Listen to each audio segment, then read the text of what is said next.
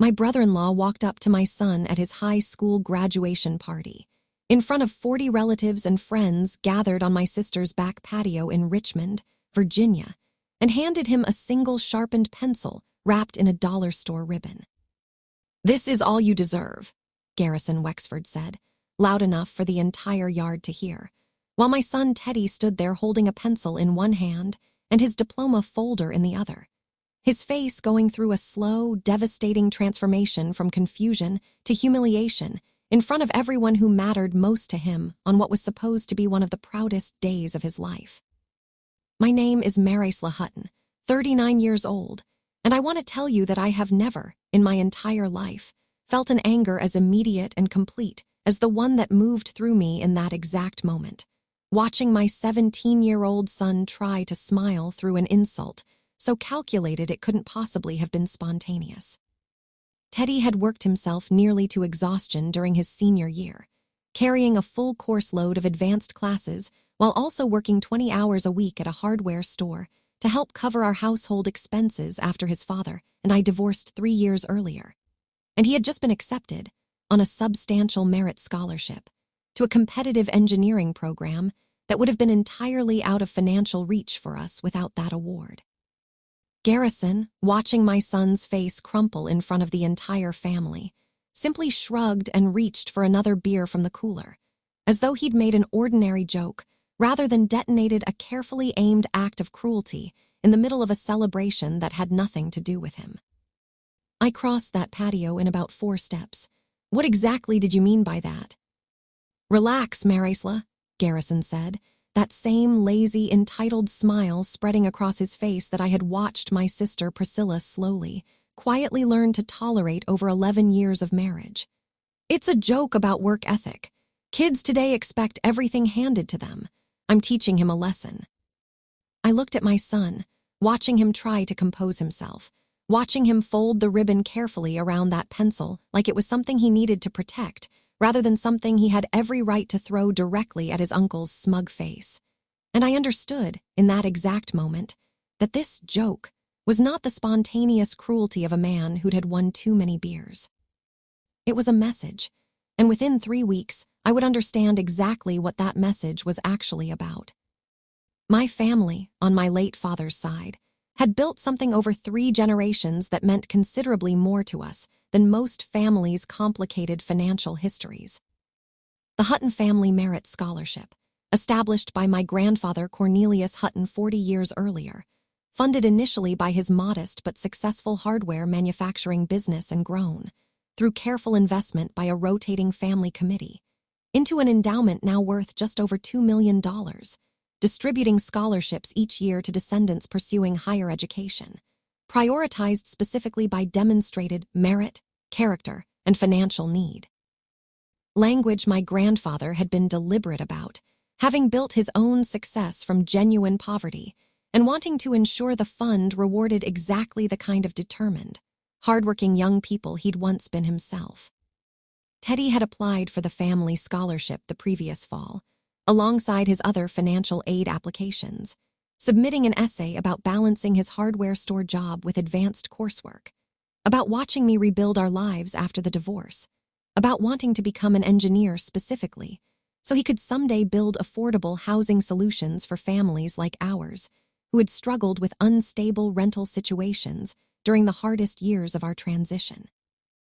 I found out 3 weeks after that graduation party from my cousin Odalys, who sat on the scholarship committee that year, that Garrison's own son, my nephew Preston, had also applied for the same scholarship cycle, and that Garrison had spent the weeks leading up to the committee's final decision quietly lobbying committee members, suggesting, in careful, deniable language, that Teddy's application raised some character concerns, that the committee should weigh carefully before awarding him a scholarship that could instead support his own son's tuition at a considerably more expensive private university. He specifically mentioned an incident where Teddy was disrespectful at a family gathering, Odalys told me, clearly uncomfortable delivering this information. "Marisela, I think the graduation party comment wasn't really about teaching your son a lesson.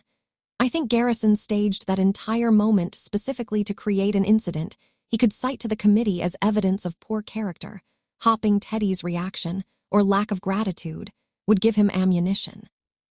I sat with that information for a long time, feeling something shift from raw maternal anger into a colder, more focused determination. Garrison hadn't simply insulted my son out of casual cruelty. He had orchestrated a public humiliation, specifically designed to provoke a reaction he could then weaponize against a scholarship application that stood between his own son and a considerably larger inheritance of family resources. I want to be honest about how calculated this realization made me feel in return. I didn't confront Garrison directly. I understood, watching how carefully he'd staged the entire graduation incident, that a direct emotional confrontation would only give him more material to work with, more opportunity to frame me as the unstable, reactive Hutton sister-in-law rather than someone raising legitimate concerns about his conduct. Instead, I requested a formal meeting with the full scholarship committee, citing my right, as Teddy's parent and a Hutton family member myself, to address concerns about the fairness and integrity of the current selection process. The meeting, held 3 weeks later in my Aunt Bettina's dining room, where the committee traditionally convened, included 5 family members. My Aunt Bettina as committee chair, my cousin Odalys, my uncle Fitzgerald, a distant cousin named Rosalind who managed the endowment's investment portfolio, and to my genuine surprise, Garrison himself, who had somehow secured a temporary committee seat the previous year, following what I would later learn was a quiet campaign to position himself as an active family steward ahead of exactly this scholarship cycle. I brought documentation. Not accusations, not emotional appeals, but a careful timeline. Teddy's original application materials, submitted months before the graduation party. The specific date Garrison had begun privately contacting committee members with his character concerns, and a detailed account, corroborated by 4 other family members who had witnessed the incident, of exactly what had happened on that patio, and exactly how staged and deliberate Garrison's public comment had actually been. "I'm not asking this committee to disqualify my nephew Preston," I said, looking directly at Garrison as I spoke. "Preston is a good kid who deserves fair consideration on his own merits. What I am asking is that this committee investigate whether a current committee member used his position to manufacture a false character concern about a competing applicant in order to benefit his own son's chances in the same scholarship cycle." Garrison's composure, which had remained carefully intact throughout my presentation, finally cracked. "This is absurd. I raised a legitimate concern as a family member and a committee member. There's no rule against that." "There's absolutely a rule against using your committee position to disadvantage a specific applicant in favor of your own child," Aunt Bettina said, her voice sharper than I'd heard it in years. "That's a direct conflict of interest, Garrison, and frankly, I should have caught it the moment you joined this committee the same year Preston became eligible to apply." The room fell into a tense, uncomfortable silence that, I want to be honest, gave me a considerable amount of quiet satisfaction, watching a man who had humiliated my son in front of 40 people finally understand that his carefully staged cruelty was about to cost him considerably more than the awkward moment he'd created. The committee's subsequent investigation, conducted over the following 6 weeks by an outside family law consultant brought in specifically to ensure impartiality, uncovered something I hadn't anticipated when I first requested that meeting. Garrison's manipulation of the scholarship process wasn't an isolated incident. Reviewing 3 years of committee correspondence, the consultant found a pattern of Garrison quietly influencing scholarship decisions in favor of applicants connected to his own business interests, including, most damningly, redirecting a portion of one previous year's award toward a young relative whose parents had, coincidentally, become minority investors in a real estate venture Garrison was personally developing outside the family's knowledge. "This goes considerably beyond one graduation party comment," the consultant told the full extended family at a subsequent meeting, laying out 18 months of correspondence and financial connections that painted a picture of Garrison treating the family scholarship committee as a tool for his own personal and business advantage. rather than the merit-based stewardship my grandfather had specifically designed the fund to provide.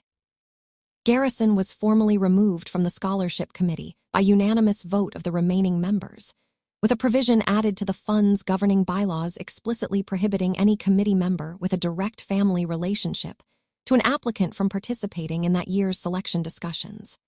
A safeguard, Aunt Bettina noted dryly, that probably should have existed from the beginning, but that our family's long tradition of trusting each other had simply never anticipated needing.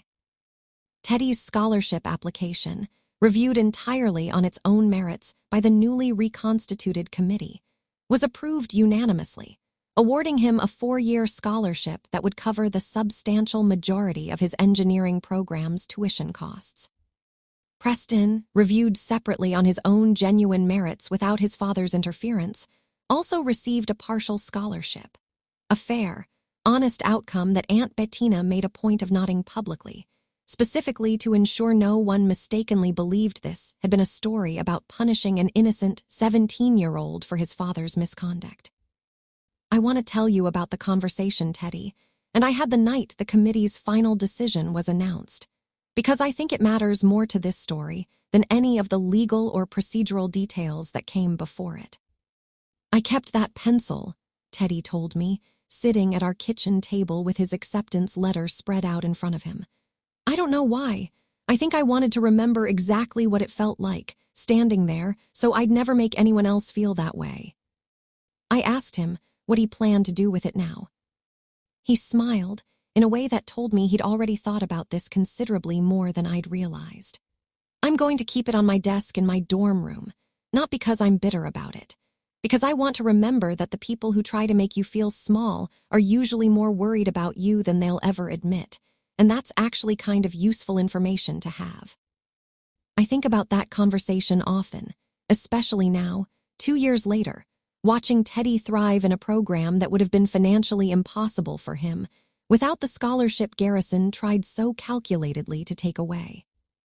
Garrison and Priscilla's marriage, strained considerably by the scholarship committee scandal and the broader pattern of financial misconduct it revealed, ended in divorce roughly a year after the investigation concluded.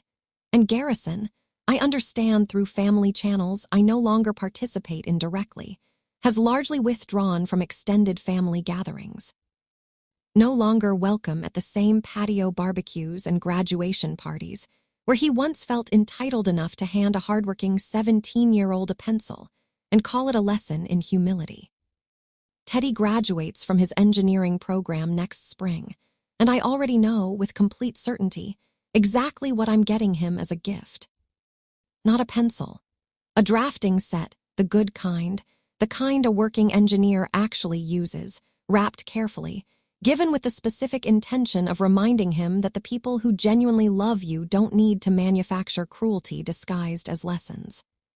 They just show up, consistently, with exactly the tools you need to build the life you've already proven you're capable of building yourself.